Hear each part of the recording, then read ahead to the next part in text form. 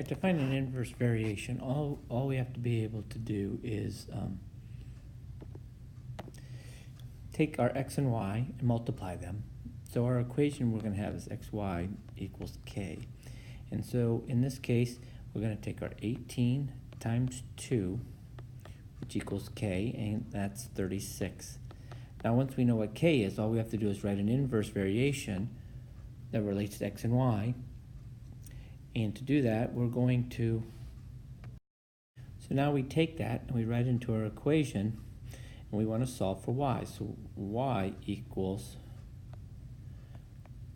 the 36 over the x, and so there's our answer. Let's go through that process again. We're going to find as y varies inversely. So we have our equation xy times k. So we're going to multiply our y and our x, which happens to be a negative 20. And once we have that, we're going to solve for y. So we're going to have a negative 20 over the x. And so this is our inverse function.